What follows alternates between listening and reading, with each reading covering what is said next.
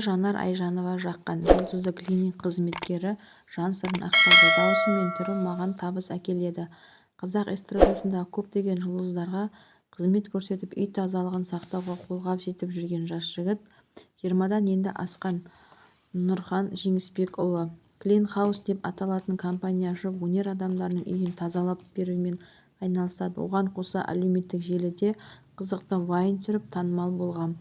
Алматы облысындағы Қаскелеңде дүниеге келген, бірақ балалық шағы Жамбыл облысында өткен. Жамбыл ауданының Өрнек деген ауылында 9 жыл білім алған.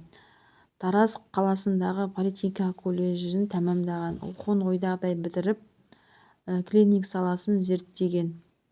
Отбасымда 5 баламыз, мен үйдің үлкенімін. Менен кейін 3 қыз, 1 ұл бар. Ата-анам қарапайым жандар. Ең алғашқы клиенті Жанар Айжанова. Ол кезде мен ешкім танымайтын. Қазір енді Қайрат Нұртас, Гүлзира Айдарбекова, Ерке Есмахан, Тамара Асар, Жанболат пен Жазира, Тоқтар мен Бейбіт сияқты кісілермен жұмыс жасаймын. Олардың сеніміне әбден кіргенбіз. Кілттерін тастап, бізге мал-мүлкін сеніп, шаруалармен кете береді. Ол кісілер келгенше үйін жинап, тап-тұйнақтай етіп қоямыз. Солай болғай. Сұрағандарға айтарым, айына орта есеппен 10-15 миллион табыс табамын, деді Нұрхан.